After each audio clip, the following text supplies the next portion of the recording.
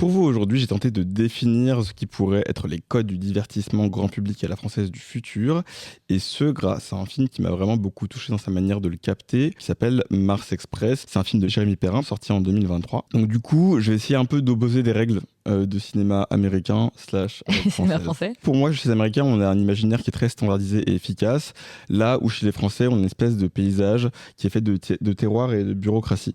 En gros, si on compare Fast and Furious à Taxi, on voit qu'il y en a un qui est bien moins générique que l'autre. Par exemple, de mémoire, je pourrais pas vous dire dans quelle ville des États-Unis le premier est, alors que le deuxième, je sais que c'est dans Marseille bébé. Contrairement aux Américains qui sont toujours dans l'efficacité, toujours prêts au bon moment, les Français doivent faire avec la bureaucratie.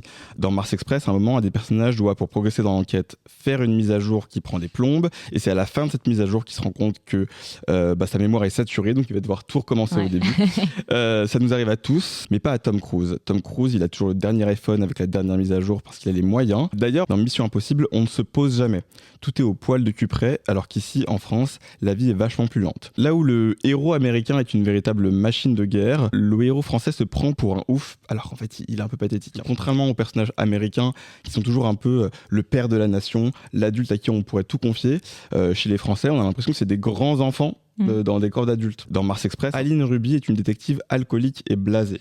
Son collègue est la réplique numérique d'un homme violent dont on a téléchargé une copie virtuelle dans un corps robotique pour qu'il continue à exister. On se dit que dans un monde où les robots sont aussi avancés, on pourrait enlever numériquement nos défauts, mais on voit bien que là, ces traits très humains sont toujours dans le robot. Et donc forcément, puisque on a ces failles dans ces personnages, ils nous paraissent beaucoup plus accessibles que des James Bond, des Tom Cruise et compagnie. Et c'est pour ça que contrairement aux Américains où tout le monde est American, fuck yeah, pour un film français, le cool il est dans la diversité cosmopolite, que ce soit par le jugement, quand nos anciennes colonies moquent de nous dans OSS 117, ou le jugement d'une espèce numérique quand les robots ne nous comprennent pas dans Max Express. C'est l'altérité qui nous permet en tant que Français de briller et qui permet de montrer toute la subtilité de ce qu'on est, dans ce qu'il y a de beau et aussi dans ce qu'il y a de pathétique. Et voilà, la dernière règle, c'est l'opposition entre le fusil de Tchekhov et le nez de Cléopâtre.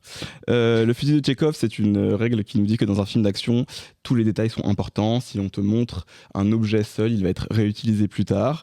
Eh bien, nous les Français, on n'est pas comme ça. Nous les Français, on aime montrer des petits riens de la vie. Par exemple, si je devais faire un X-Men à la française, là où dans X-Men, on voit que le pouvoir des figurants au début, notamment quand on présente le manoir, et ben là, on les verrait dans tout le film. Et même plus encore, c'est le pouvoir d'un des figurants qui nous permettrait de résoudre l'enquête principale. Il y a ce truc dans le film français qui est une célébration du trivial, une célébration du hasardeux. Pas besoin de faire des gags un peu débiles à la Gardien de la Galaxie. La vie est déjà assez stupide et humiliante pour être drôle et pas besoin d'en rajouter.